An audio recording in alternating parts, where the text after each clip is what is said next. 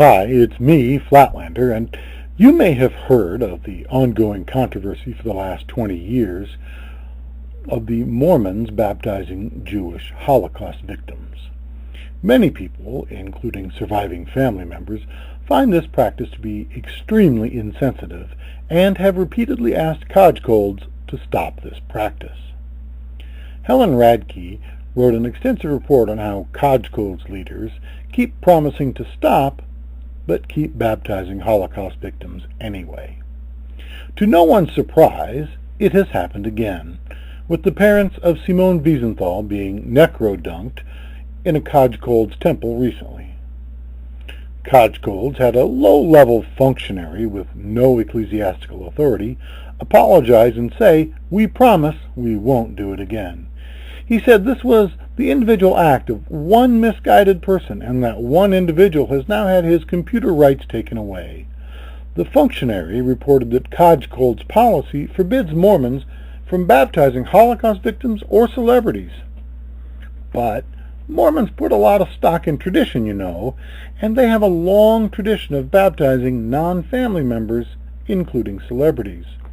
Former Kodgekolds president Wilford Woodruff was an adamant supporter of the practice and bragged in a Kodgekolds General Conference, "Every one of those men that signed the Declaration of Independence with General George Washington called upon me as an apostle of the Lord Jesus Christ in the temple at St. George and demanded at my hands that I should go forth and attend to the ordinances of the house of God for them."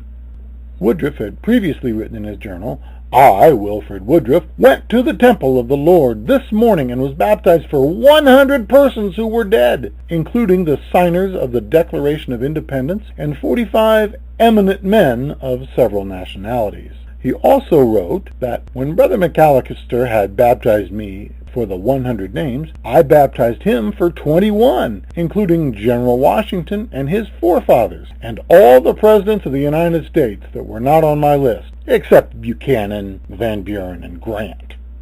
Now, not long after this, Kodgekolds began microfilming all forms of genealogical records all over the world. A few years later, name extraction, also known as records tabulation or RTAB, began with paid church employees extracting names from original records and sending them to the temples for baptisms and other ordinance work. Later still, they expanded this project with volunteers from all across the U.S. and Canada in what was called the Stake Record Extraction Program, which allowed for further expansion of temple work in the 1980s. It was another president of the church that instituted this RTAB program and ordered church employees to extract names directly from the microfilmed records for use in temple ordinances, without any concern as to whether the names extracted were those of ancestors of church members. As explained in the Kodgekolds official magazine, RTAB's purpose was to identify millions of names that could be sent to the temple for baptism and other ordinance work, to ensure an adequate supply of names for as many temples as may be built. At the time, there were about 15 Kodgekolds temples worldwide. Now there are more than 130 in operation, with approximately 30 more either under construction or announced. The extraction program that submits non-relatives to Kodgekolds temples was necessary when there were 12 to 15 temples. It seems very likely that it is even more necessary now that there are more than 130 of them. And, to no one's surprise, it took me only a few seconds to find evidence that this extraction program was still going pretty strong recently. With Kodgekolds temple vault filled with stacks of names from the extraction program, just how many could that possibly be? And where could they possibly get these names? One of the Kodgekolds general authorities in charge of the program told a magazine reporter in 1994 that they were hoping to extract 48 million names a year from Ellis Island immigration records, U.S. Census records, U.S. birth records, U.S. marriage records, various international records, World War I draft cards, Canadian census records, and others. So, do you believe that the folks at Kodgekolds are really going to respect the Jewish Holocaust victims, celebrities, or anyone else? I sure don't, because the Kodgekolds leadership thinks that they need to redeem 69 billion people. They really really believe this nonsense, and that's why they're going to keep doing it.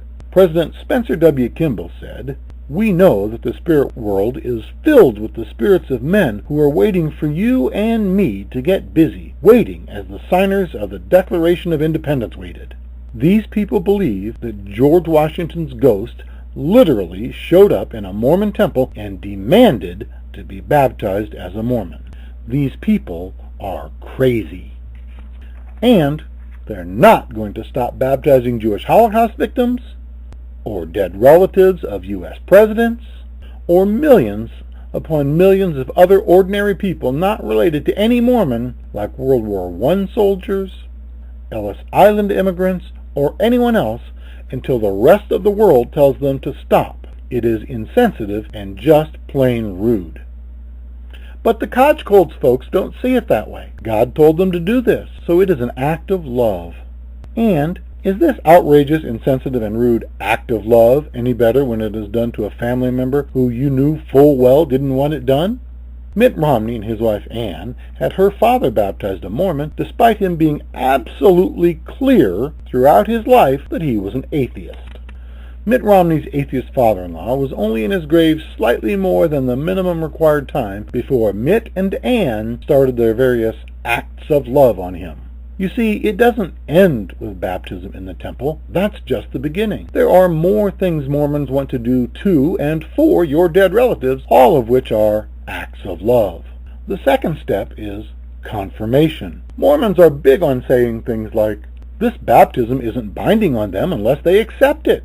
But that kind of flies in the face of this whole confirmation step. During the confirmation step, two Mormons holding the higher priesthood, who are authorized to act in the name of God, confirm the dead member is in fact a member of the Mormon Church, and a third holder of this magical higher priesthood confirms it on the official records of the temple.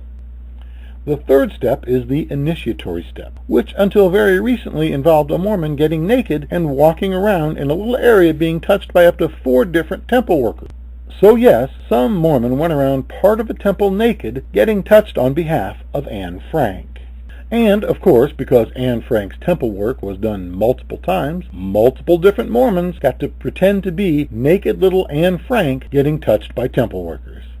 I just don't get it, do you? Why are these Jews so upset that the Mormons do naked rituals in Mormon temples for their Holocaust victim relatives?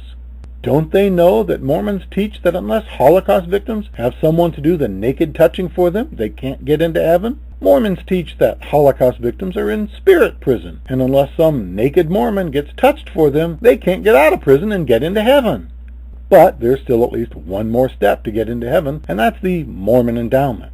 Here, Mormons wear special costumes on behalf of the dead person and actually undergo at least 3 costume changes during the 90-plus minute ceremony. They make various hand and arm gestures and enter into various binding covenants for and on behalf of the dead person. They also learn certain secret handshakes for the dead person that the dead person has to be able to give to God. And of course, each of these secret handshakes has a special password that has to be learned on behalf of the dead person so the dead person can give the password to God. Because without Mormons going to the temple, learning secret handshakes and passwords on behalf of dead Jews, those poor Holocaust victims just can't get into heaven.